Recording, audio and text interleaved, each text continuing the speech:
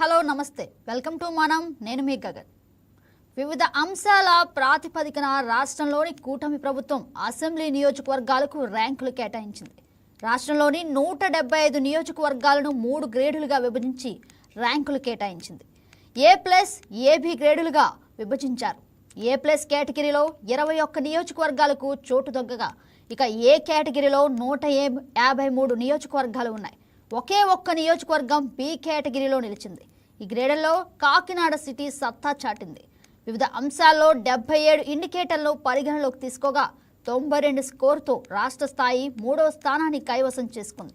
ఇక A+ కేటగిరీలో నిలవడంపై అధికారులు ప్రజాప్రతినిధులు హర్షం వ్యక్తం చేస్తున్నారు. స్మార్ట్ సిటీగా కాకినాడకు దక్కిన గౌరవాన్ని దీన్ని పలువురు అభివర్ణిస్తున్నారు. అయితే కాకినాడ స్మార్ట్ సిటీ పారిశుద్ధ్యం పడకేసిందని విమర్శలు వినిపిస్తున్నాయి. వికేంద్రితకు వ్యర్థాల నిర్వహణ, డోర్ టు డోర్ సేకరణ వంటి ఆధునిక పద్ధతులు అమలులో ఉన్నప్పటికీ కొన్ని ప్రాంతాల్లో చెత్త కుప్పలు, డ్రైనేజీ సమస్యలు, సిబ్బంది కొరత మరియు పర్యవేక్షణ లోపాలు ఉన్నట్లు నివేదికలు చెబుతున్నాయి. కాకినాడ స్మార్ట్ సిటీలో క్షేత్రస్థాయి పరిస్థితులపై ఇవాల్టి మనం ప్రోగ్రాంలో చర్చిద్దాం. ఇదే అంశానికి సంబంధించి స్మార్ట్ సిటీ గ్రౌండ్ రియాలిటీపై మరింత సమాచారాన్ని మా కరెస్పాండెంట్ నానాజీ అందిస్తారు. గుడ్ ఆఫ్టర్నూన్ నానాజీ, చెప్పండి. గుడ్ ఆఫ్టర్నూన్ గగన. ఇక్కడ చూసుకుంటే గనక కాకినాడ అనేది పెన్షనర్ సాలరీగా చెప్తారు. అయితే ఒకప్పుడు కెనడా అంటే కెనడాలో ఎలాగుంటుందో బ్రిటిష్ వారు దీన్ని చూసిన తర్వాత కెనడాగా మార్చారు. అది క్రమేపీ కాకినాడగా కూడా మారిందని చరిత్ర చెప్తుంది. అయితే ఇక్కడ చూసుకుంటే కనుక సుదీర్ఘమైన ఒక రోడ్లు, విశాలమైన ప్రదేశం, అంటే ఏదైతే ఇప్పుడు మనకి వెంచర్ చేస్తున్నారో అదే వెంచర్ టైప్ లో 3 రోడ్ల ప్రక్కన ఇరువైపులా కాలనీలు అంతా కూడా చాలా సుందరంగా ఉంటది కాకినాడ. ఇలాంటి కాకినాడకి సంబంధించి అంటే అవార్డు రావడం అనేది చాలా ఆహ్వానం తగ్గ విషయం. అయితే దీనికి సంబంధించి ఏదైతే మున్సిపాలిటీలో ఉన్నదో 50 వార్డులు ఉన్నాయి, 50 డివిజన్లు ఉన్నాయి. ఈ 50 డివిజన్లు కూడా దీంట్లో దాదాపు 4-5 ఒక రూరల్లో కూడా ఉన్నాయి.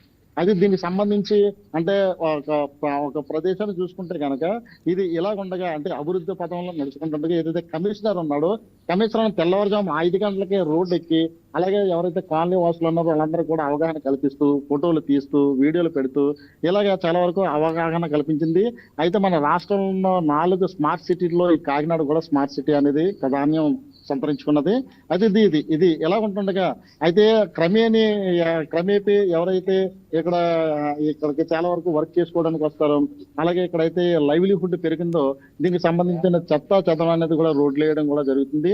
అయితే దీనివల్ల ఆవులు అలాగే ఇతరంగా పందులు ఉన్నాయో ఇవి కూడా రావడం జరుగుతుంది.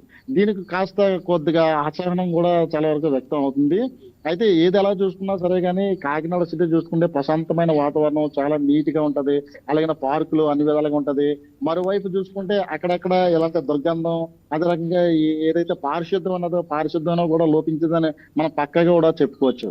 ఏదైతే పారిశుద్ధ కార్మికులు ఉన్నారో వాళ్ళకున్న సమస్యలు తీర్చి ఇంకా వాళ్ళ వర్కర్స్ పెంచితే కనుక ఇలాంటి కార్యక్రమాలన్నీ కూడా చేయడానికి ఉంటది. అయితే మరింత అభివృద్ధిలోకి మన ఈ కాకినాడ నియోజకవర్గాన్ని కూడా తీసుకున్నట్లు ఉంటది. ఏదైతే కాకినాడ జిల్లాలో ఉన్నదో కాకినాడ జిల్లా సిటీ చూసుకుంటే కనుక ఈ యొక్క సిటీ నియోజకవర్గం రాజకీయ రణరంగం కూడా మనం చెప్పుకోవచ్చు. ఎప్పుడు కూడా వివాదాల్లో కానీ లేదంటే ఏదైతే ఉన్నదో ఆధిపత్య పోరు కూడా ఇక్కడ ఉంటది. దీనికి సంబంధించి మాట్లాడడానికి అలాగనే ఎవరైతే ఉన్నారో ఎస్సీ ఒక director, mall corporation director Apparao, అదే రకంగా పల్లెలు వీరబాబు కూడా ఉన్నారు. దీనిపైన వారికి కూడా మరింత విశ్లేషణ చేస్తారని మనం వారికి ఈ సమయాన్ని అప్పగిస్తున్నాం. నానాజీ, పారిశుద్ధ్య నిర్వహణపై ప్రజల నుంచి అసలు వస్తున్న ఫిర్యాదులేంటి? చాలా వరకు చూసుకుంటే కనుక ఏదైతే డివిజన్లు ఉన్నాయో అంటే గాంధీనగర్ కానీ అలాగనే ఇంద్రపాలెం కానీ అదే రకంగా వివిధ ప్రాంతాల్లో ఉన్నటువంటి చాలా వరకు అపార్ట్మెంట్స్ ఉంటాయి. ఈ అపార్ట్మెంట్ లో చాలా వరకు చెత్త అంతా కూడా తీసుకొచ్చి వాళ్ళు ఒక బండ్ల మీద వేస్తారు. అలాగే చాలా వరకు అంటే ఒక చిన్న కాలనీలో ఉన్న వాళ్ళందరూ తీసుకొచ్చి ఎక్కడైతే వాళ్ళకి డస్ట్బిన్స్ ఉంటాయో డస్ట్బిన్ లో పాడేస్తూ ఉంటారు. ఆ పాడేయడం కూడా రోడ్డు మీద పాడేస్తూ ఉంటుంటారు. కుక్కలు వస్తాయి, ఆ కుక్కలు వచ్చి మళ్ళీ దానికి రోడ్డు మీదకి ఈడ్చుకుంటూ వస్తాయి. దీన్ని ఏదైతే ఈ తక్కువ వర్కర్స్ ఉండి ఎక్కువ ప్రదేశంలో చేయవలసి ఉన్న వల్ల ఏదైతే కార్మికులు ఉన్నారో కార్మికులు కూడా చాలా వరకు తక్కువగా ఉండడం వల్ల అంటే రోజు కానీ 2 రోజులకు ఒకసారి వచ్చి దీన్ని శుభ్రం చేయడం ఉంటుంది. దీనికి సంబంధించి ఈ స్థానికులు అయితే మాత్రం చాలా అసహనం కూడా వ్యక్తం చేస్తున్నారు. చాలా వరకు కూడా ఏదైతే ఆవులు ఉన్నాయో ఈ ఆవులు రావడం వల్ల అంటే ఏదైతే ద్విచక్ర వాహనాలు కానీ అలాగనే ఎవరైతే ఒక వృద్ధులు కానీ మహిళలు కానీ చిన్నపిల్లలతో స్కూల్కి వెళ్ళే వాళ్ళు ఉంటారో అనేక యాక్సిడెంట్లు కూడా జరిగాయని మనం చెప్పుకోవచ్చు. అయితే ఇది అక్కడక్కడ ఆవుల్ని ఇక్కడున్న అదే ఏదైతే 4 వీలర్స్ ఉన్నాయో అవి కూడా గుద్ది చనిపోవడం ఇలాంటివి కూడా ఘటనలు చాలా వరకు ఉన్నది. అయితే ఇది సిటీ ప్రాంతం కావడం వల్ల ఆవులంతా కూడా రోడ్డు మీదకి విడిచేసి ఏదైతే చెత్త చెదరాలు ఉన్నాయో అవి తింటూ ఆ ప్లాస్టిక్ తింటూ అవలాగా ఉంటుంటాయి. దీనికి సంబంధించి స్థానికులు అయితే మాత్రం వారి ఆవేదన అన్నది వర్ణనాతీతం. ఎందుకంటే ఏదైతే సిటీ మెయిన్ ప్రాంతం ఉన్నదో మెయిన్ ప్రాంతంకి బాగానే ఉంటది కానీ అవి కొన్ని కాలనీలు అయితే మాత్రం చాలా దుర్గంధంతో ఉంటాయని చెప్పుకోవచ్చు. నానాజీ, కాలువలో పూడిక తీత విషయాల్లో అసలు ఎలాంటి చర్యలు అమలులో ఉన్నాయి? ఇది ప్రధానంగా చూసుకుంటే అప్పుడు బ్రిటిష్ కాలం వారు అంటే అండర్ గ్రౌండ్ డ్రైనేజీ అనేది ఉన్నది. అయితే దీనికి సంబంధించి ఇది కాస్త ఈ పూడికలన్నీ కూడా అది షెల్డ్ తోటి ఉండడంతో దాదాపు ఏదైనా వర్షం చినుకు పడితే చాలు ఇదంతా కూడా కొన్ని ప్రాంతాలన్నీ కూడా మొత్తం జలమయం అయిపోతూ ఉంటది. దాదాపు ఒక విధంగా చూసుకుంటే కనుక రీచెల్లపేట కానీ ఆ పరిసర ప్రాంతాలు కానీ లేదంటే అంబేద్కర్ కాలనీ కానీ కొన్ని ప్రాంతాలన్నీ కూడా జలమయం అయిపోతూ ఉంటది. సిటీ మధ్యలో ఉన్నటువంటి ఏదైతే మెయిన్ రోడ్డు ఉన్నదో మెయిన్ రోడ్డు అదే రకంగా 2 టౌన్ ప్రాంతం ఇవంతా కూడా జలమయం అయిపోయి ఆ నీరు లాగడానికి కూడా చాలా వరకు టైం పడుతుంది. అయితే దీనికి ఇంకా ఏదైతే కార్పొరేషన్ వారు ఉన్నారో కాకినాడ కార్పొరేషన్ వారు వీళ్ళు ఇంకా ముందు ఈ డ్రైనేజ్ వ్యవస్థ అంతా కూడా దాన్ని ఇదివరకే చాలా వరకు అంటే ఆ సమస్యనంతా కూడా పరిష్కరించారు. అయితే ఇంకా అక్కడక్కడ సమస్యలు ఉన్నాయి కాబట్టి అవి పరిష్కరిస్తే కనుక అంటే క్లీన్ అండ్ గ్రీన్ సిటీగా మన కాకినాడని తయారు చేస్తామని మనం చెప్పుకోవచ్చు. Right Nanaji, thank you for the update. ఇక మనంలో మాట్లాడడానికి వీరబాబు గారు లైవ్ లోకి వస్తున్నారు.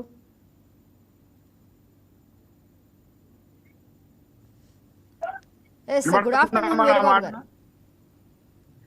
నా మాట వినిపిస్తుందండి? ఎస్, వినిపిస్తుంది సార్, మాట్లాడండి సార్. అంటే కాకినాడ జిల్లా 4 నియోజకవర్గాల్లో A+ గ్రేడ్ రావడం ప్రభుత్వ పనితీరుకు నిదర్శనంగా నిలుస్తుంది. అలాగే అక్కడ కొన్ని కార్యక్రమాలు లేదంటే కొన్ని చోట్ల ఇంకా క్లీన్ అండ్ గ్రీన్ లేనట్టు తెలుస్తుంది. దానిపైన మీరేమంటారు? హలో హలో ఎస్ వీరబాబు గారు మాట్లాడండి, వినిపిస్తుంది, మీ వాయిస్ వినిపిస్తుంది. అదే కాకినాడ నగరం 2015లోనే కాకినాడ నగరం 2015లో మొదటి దశలో స్మార్ట్ సిటీగా ఎంపికైందండి. చాలా సంతోషపడ్డాం. కానీ స్మార్ట్ సిటీలో జరగాల్సిన పనులన్నీ జరగలేదు. కొన్ని జరిగినాయి. కొన్ని పాఠశాలలో స్మార్ట్ క్లాస్ రూమ్స్ కానీ, మెయిన్ రోడ్లో అండర్ గ్రౌండ్ కరెంట్ లైన్ కానీ, వివేకానంద, గాంధీనగర్, బోర్డు క్లబ్, పార్కుల అభివృద్ధి ఇలాంటి కొన్ని పనులు జరిగింది. కానీ స్మార్ట్ సిటీ అంటే ముఖ్యంగా ప్రజలకి 10 రకాల అంశాలు అందులో పేర్కొనబడి ఉన్నాయి. తాగునీటి సమస్య పూర్తిగా పరిష్కారం కావాలి. ప్రతి ఇంటికి ట్యాప్ కనెక్షన్ ఇవ్వాలి. ఇప్పటికే కాకినాడ నగరంలో ప్రతి ఇంటికి ట్యాప్ కనెక్షన్ అనేది నెరవేరలేదు. వేసవికాలం వస్తే నీటి ఎద్దడి తీవ్రంగా ఉంటుంది. గత ప్రభుత్వంలో పార్టీ ఏదైనప్పటికీ ప్రభుత్వం ఇచ్చిన హామీలు అమలు చేయాలి కదా. జగన్నాథపురంలో ఒక వాటర్ స్టోరేజ్ ట్యాంక్ నిర్మాణానికి 40 కోట్ల రూపాయలు కేటాయించినట్లు గత ముఖ్యమంత్రి గారు కాకినాడ ఒక సభలో ప్రకటించారు. దానికి సంబంధించిన ప్రాథమికమైన పని కూడా నేటికి ప్రారంభం కాలేదు. అదేవిధంగా టిడ్కో గృహాలు, అనేక గృహాలు నిర్మాణం మధ్యలో నిలిచిపోయినాయి. కాకినాడ నగరంలో పెద్ద సమస్య అద్దె ఇంటి సమస్య. అనేక మంది సామాన్య ప్రజలు అద్దెళ్లలో జీవిస్తూ ఉన్నారు. కాకినాడ నగరానికి పొట్టచేతి పట్టుకుని అనేక మంది గ్రామాల నుంచి వచ్చేస్తూ ఉంటారు. ఈ నేపథ్యంలో అద్దె ఇల్లు అనేది ఒక తీవ్ర సమస్యగా ఉంది. కాబట్టి టిడ్కో గృహాలు పూర్తి చేయడంతో పాటు ఈ ప్రభుత్వం ప్రతి ఒక్కరికి పట్టణాల్లో కూడా ఇంటి స్థలం ఇవ్వడానికి హామీ ఇచ్చున్నారు. అలాగే కొంతమందికి స్థలం ఉన్న ఇల్లు కట్టుకునే స్తోమత లేదు.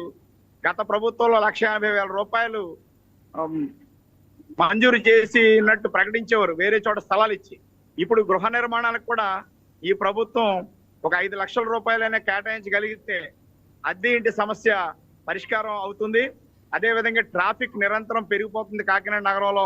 ఈ ట్రాఫిక్ ని క్రమబద్ధీకరించాలంటే అచ్యుతాపురం ఫ్లైఓవర్ నిర్మాణం పూర్తి చేయాల్సిన అవసరం ఉంది. కొన్ని రోడ్లు వెడల్పు చేయాలి. అదేవిధంగా జగన్నాథపురం ఉప్పుటేరు మీద 3వ వంతెన నిర్మాణం చేయాలి. స్థానిక ఎమ్మెల్యే గారు కూడా ఈ విషయం మీద అసెంబ్లీలో ప్రస్తావిస్తానని రాష్ట్ర ప్రభుత్వం నుంచి నిధులు రాబడతానని ప్రకటించున్నారు. అందుకు ఈ ట్రాఫిక్ సమస్య పెద్ద ఎత్తున కాకినాడ నగరంలో పెరిగిపోతుంది. శానిటేషన్ కి సంబంధించినంత వరకు సిబ్బంది సరిపోవడం లేదు. వాహనాలన్నీ కూడా రిపేర్లో ఉన్నాయి. ఏదైనా అడిగితే నగరపాలక సంస్థ వద్ద నిధులు లేవని అధికారులు చెప్తున్నారు. వీరబాబు గారు, ఒక విషయం అంటే అసలు ఇక్కడ పారిశుద్ధ్యం వంటి ప్రాథమిక సమస్యలు ఉన్నప్పటికీ కూడా A+ గ్రేడ్ ఎలా వచ్చిందంటారు? అది ఏ గ్రేడ్? ఇంతకు ముందు మనకి స్వచ్ఛ భారత్ స్వచ్ఛ సంకల్పాల్లో భాగంగా డైలీ చెత్త సేకరణ కోసం తడిత చెత్త పొడి చెత్త సేకరణకి వాహనాలు కాకినాడలో 105 వాహనాలు ఏర్పాటు చేస్తున్నారు గతంలో.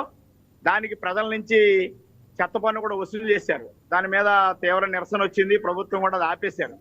సో అధికారులు వచ్చినప్పుడు కొన్ని రకాల నామ్స్ నిర్ణయించిన దాన్ని బట్టి అందులో మున్సిపల్ అధికారులు కార్మికులు కలిసి చేసినటువంటి కృషిలో భాగంగా శానిటేషన్ లో ఒక అవార్డు అనేది కాకినాడకు వచ్చింది. కానీ ఇప్పుడు ప్రజెంట్ పరిస్థితి ఏమిటంటే వాహనాల రిపేర్లు ఉన్నాయి, కొత్త వాహనాలు కొనాల్సినటువంటి అవసరం ఉంది. సిబ్బంది రిటైర్ అయిపోతున్నారు, భర్తీ చేయడం లేదు.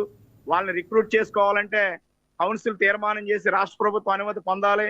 కౌన్సిల్ తీర్మానం చేయడానికి 3 సంవత్సరాలుగా కాకినాడ నగరంలో పాలకవర్గం లేదు. 2022లోనే పాలకవర్గం గడువు ముగిసిపోయిన నేటికి కాకినాడ ఎన్నికల ప్రస్తావన జరగడం లేదు. అందువల్ల అన్నిటికీ మూలం కాకినాడ నగరపాలక సంస్థ ఎన్నికలు నిర్వహించడానికి ఈ ప్రభుత్వం ముందుకు రావాలి. ఎన్నికలు లేకపోవడం వల్ల కేంద్ర ప్రభుత్వం నుంచి వచ్చే ఆర్థిక సంఘం నిధులు కూడా కాకినాడ నగరపాలక సంస్థకు రావడం లేదు. ఆర్థిక నిధుల లేమితో కాకినాడ నగరపాలక సంస్థ చాలా ఇబ్బందులు ఎదుర్కొంటూ ఉన్నది. వీరబాబు గారు, అలాగే నిజంగా ఆధార్ గ్రేడింగ్ చేశారని చెప్తున్నారు. ఆ ప్రక్రియ పూర్తిగా అవాస్తవమే అంటారా? కేవలం నామమాత్రంగానే శానిటేషన్ లో కానీ ఎందులో అయినా కానీ స్మార్ట్ సిటీ అని కేవలం నామమాత్రంగానే చెప్తున్నారంటారా? స్మార్ట్ సిటీ వల్ల ఏమీ జరగడం లేదని చెప్పడం లేదు. స్మార్ట్ సిటీలో కొన్ని జరిగినాయి, కానీ జరగాల్సినవి చాలా ఉన్నాయి. నిరంతరాయంగా విద్యుత్ సరఫరా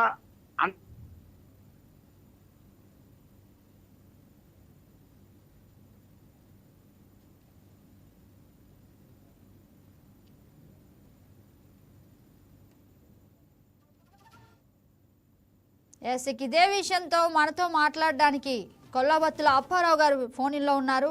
ఇప్పుడు ఆయనతో మాట్లాడి మరింత సమాచారం తీసుకుందాం. హలో, అప్పారావు గారు చెప్పండి సార్.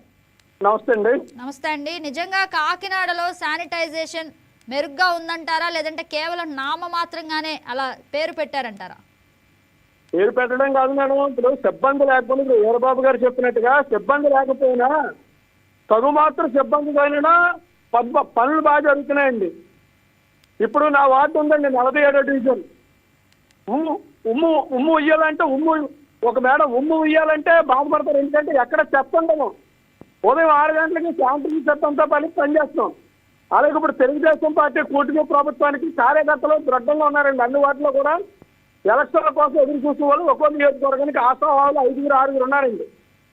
వీళ్ళంతా కూడా పొద్దుగా శానిటేషన్ చెత్తంతో కలిసి పనిచేస్తున్నారు. వీరబాబు గారు చెప్పినట్టుగా తగులు మాత్రం సిబ్బంది లేదు, మున్సిపాలిటీ చెత్త పెట్టడానికి ట్రాక్టర్లు లేవు.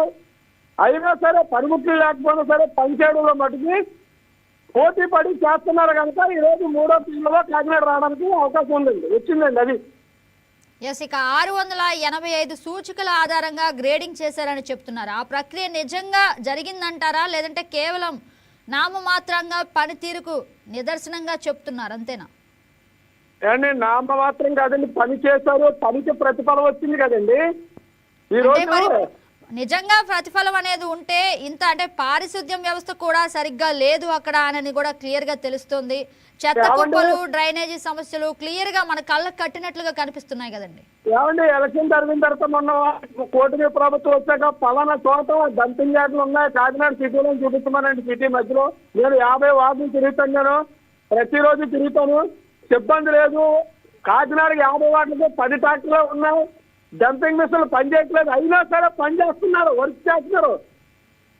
కార్మికులు చేస్తా ఉన్నారు, శానిటరీ సిబ్బంది చేస్తా ఉన్నారు, తెలుగుదేశం జనసేన కూటమి నాయకులు చేస్తా ఉన్నారు. ప్రతి వార్డులో యుద్ధ ప్రతిపాదనగా పనిచేస్తున్నారు. ప్రతి వార్డులో ఎక్కడ చెత్త పెరిగిపోవడం కానీ కుళాయిలు కానీ రాకపోవడం కానీ ఏమీ లేదండి. తక్కువ సిబ్బందితో ఎక్కువ పనిచేస్తున్నారు. దానికోసమే ఈరోజు అవార్డు వచ్చిందని చెప్పడం నేను ఏమాత్రం కూడా వెనకంజ వేయట్లేదండి. అప్పారావు గారు ప్రతిరోజు నిజంగా డోర్ టు డోర్ సేకరణ జరుగుతుందా అండి? నిజంగా 100% డోర్ టు డోర్ 100% జరగట్లేదని చెప్పడం. ఎందుకంటే అప్పుడు చెత్త మీద పన్ను వేశారు కాబట్టి ఇంట్రెస్ట్ గా చేసేవారు. ఈ రోజు చిన్న పనులు వస్తున్నాయి, పట్టుకు వెళ్తున్నారు. ప్రజలు కూడా సహకరించాలని కావాలంటే ప్రతి గురువారం పొల్లాబొట్టుల అప్పారావు మీరు ఫేస్బుక్ కొడితే ఓటీపీ ప్రభుత్వం వచ్చినందుకు ప్రతిరోజు నేను వర్క్ చేస్తాను ఆ వార్డులో. అలాగే అన్ని వార్డులో కూడా జరుగుతుందండి, అన్ని వార్డులో జరుగుతుంది. ఏంటి ఇప్పుడు ఎలక్షన్లు పెట్టాలి కంపల్సరీ. వీరబాబు గారు చెప్పినట్టుగా వీరబాబు గారికి మద్దతు పడుతున్నాను. ఎందుకంటే ఏ విషయంలోనంటే ఎలక్షన్లు జరిపించాలి. కాకినాడకి డబ్బులు లేకుండా ఏమీ చేయలేము, సిబ్బందికి జీతాలు ఇవ్వకుండా ఏమీ చేశారు. ఇప్పుడు పనిచేసే వాళ్ళకి మూతులు గుడ్డ గడ్డేస్తే ఎలా చేస్తారండి? వాళ్ళకి పని ఉండాలి, కార్మికులు పెంచుకోవాలి, నిజమైన స్మార్ట్ సిటీ అందాలి. అప్పుడు వస్తే ఇప్పుడు వరకు మటుకి శ్రమతో పనిచేసి ఆ స్థలాలు రావడం 100% ఖాయం అని చెప్తున్నాను నేను. అది ఎస్, అంటే మీరు చెప్పినట్లుగా నిజంగా పారిశుద్ధ్య వర్కర్స్ అయితే కష్టపడుతున్నారు. ఇంకా ఎక్కువ మందికి ఉపాధి కల్పిస్తే ఇంకా మరింత క్లీన్ గా ఉంటుందంటారా కాకినాడ సిటీ? ఉపాధి కల్పించడానికి కావాలి. వార్డుల్లో లేరు, జనాలు లేరు, ఉన్న వాళ్ళే కష్టపడుతున్నారు 24 గంటలు. కొత్త జనాలు 10 తీసుకోలేదు. 10 మంది చేసే వాళ్ళు 5కి వచ్చారు ఇప్పుడు. అయినా సరే ఉదయం 5 గంటల నుంచి చూడండి ఎలా ఉందో. ఒక పక్కన కొత్తగా వచ్చిన కమిషనర్ గారు కూడా సమితి కూడా దుప్పటి కప్పుకుని మరి అన్నట్టుగా ఆయన పనిచేస్తూ ఉన్నారు, వార్డుల్లో తిరుగుతూ ఉన్నారు. ఆయన కూడా ఎవరి పని వాళ్ళు పనిచేస్తున్నారండి. అందులో మాత్రం ఏమాత్రం ఇందులో అబద్ధం ఆడవలసిన పని లేదు. మా కాకినాడని తప్పుదో పట్టించవలసిన పని లేదు. అధికారం ఉన్నా లేకపోయినా కాకినాడ పట్టణం బాగాలో ప్రజలు కూడా దీనికి సహకరించాలి. ప్రజలు కూడా చాలా ఇబ్బంది పెడుతున్నారండి ఇప్పుడు సిటీలో. అప్పారావు గారు మీరు చెప్పండి, అంటే పారిశుద్ధ్య నిర్వహణపై ప్రజల నుంచి ప్రత్యేకంగా వస్తున్న ఫిర్యాదులేంటి? ఏమండి, ఎవరింటిలో వాళ్ళకు మూట కట్టుకొచ్చి బండి వెళ్తున్నా సరే వాళ్ళకి ఇవ్వకుండా కాలంలో పరిచేస్తున్నారు. ప్లాస్టిక్ చేసాలో పాలిథిన్ కవర్లు చెత్త తెచ్చి పరిచేస్తున్నారు. తెచ్చి పరిస్థితి మళ్ళీ వాళ్ళు కంప్లైంట్ ఇస్తారు. వాళ్ళ ఇంటి ముందు ర్యాంప్, పక్కింటో నీరు ఇంటి ముందు నుంచి రాకూడదు. ర్యాంప్ కట్టేస్తారు, ఎంత పొడవు ఉంటే అంత పొడవుని. కనీసం ఈకో మాన్యువల్ కూడా వేయలు. ప్రజలు సహకరించుకుంటే ఎలాగవుతుందండి? అలాంటివన్నీ అధిగమించుకుంటూ మేము పనిచేస్తున్నాం కనుక ఈరోజు ఎమ్మెల్యే గారికి ప్రతి వార్డు నుంచి సుమారు 5-6 లిక్కర్ సైడ్ పార్టీలో పనిచేసేటటువంటి కార్యకర్తలు అందుబాటులో ఉన్నారు కనుక ఈ రోజు అవార్డు రావడం జరిగిందని మనస్ఫూర్తిగా చెప్తున్నాను. ఇది రైట్ అప్పారావు గారు. అలాగే అవార్డ్స్ కూడా వచ్చాయి, అంటే స్కూలింగ్ కి సంబంధించి కానీ లేదంటే నిజంగా పారిశుద్ధ్య వ్యవస్థకు సంబంధించి కానీ అవార్డ్స్ అయితే కాకినాడకు ఖచ్చితంగా దక్కాయి. అవి కేవలం మీరు చేస్తున్న పని వల్లనే అని కూడా చెప్పొచ్చు. కాకపోతే పారిశుద్ధ్య నిర్వహణపై ఇంకాస్త జాగ్రత్త పడితే బాగుంటుందని అంటారా? పారిశుద్ధ్యంపై జిల్లా కలెక్టర్ గారు 100% పట్టించుకోవాలండి. ఆయనే చైర్మన్ కాబట్టి మున్సిపాలిటీకి ఒక 10 కొత్త ట్రాక్టర్లు వేయాలి. కాకినాడ 50 వార్డులకి సిబ్బందిని పెంచాలి. ఈ పెంచకపోతే ఎంత చేసినా ఎన్ని అవార్డులు వచ్చినా ఇంకా అవ్వవు. ఇది కంటాపదంగా చెప్తున్నాం. మేము కూటమి ప్రభుత్వంలో ఉన్నాం, ప్రజలకు అనుకూలంగా ఉన్నాం. ప్రజలందరూ కాకినాడకి చంద్రబాబు గారు అనుకున్న మెజార్టీ 50,000 ఎప్పుడు ఆయన ఆశ 50,000 మెజార్టీ ఇచ్చారంటే ఆయన చేయగలిగే సమర్థవంతమైన నాయకులను ఇచ్చారు. దాన్ని నెరవేర్చడానికి అధికారులు కూడా పనిచేస్తూ ఉన్నాం. ఇప్పుడు కార్పొరేషన్ వచ్చేటప్పటికి చైర్మన్ కలెక్టర్ గారు కనుక సిబ్బందిని పెంచాలి, ట్రాక్టర్లు ఇవ్వాలి, శానిటేషన్ ఎక్కడెక్కడైనా సరే వాటర్ కూడా సమృద్ధిగా వస్తున్నాయి. కొద్దిగా దూర ప్రాంతాల్లో లేదు, దూర ప్రాంతాలు కూడా వాటర్ పంపించినట్లయితే రేపు రాబోయే సమ్మర్లో వాటర్ కూడా సమతూకంలో ప్రతి ఒక్కరికి ఇవ్వాలని చెప్పి కోరుకుంటూ సిబ్బందిని మున్సిపల్ సిబ్బందికి అలాగే దోమల మందుకు వచ్చేదాన్ని పెంచాలి, ఆయిలింగ్ చేయించాలి, శానిటేషన్ ట్రాక్టర్లు ఇవ్వాలని చెప్పి కోరుకుంటున్నానండి. రైట్ అప్పారావు గారు, థ్యాంక్ యూ అండి. Okay madam, okay next.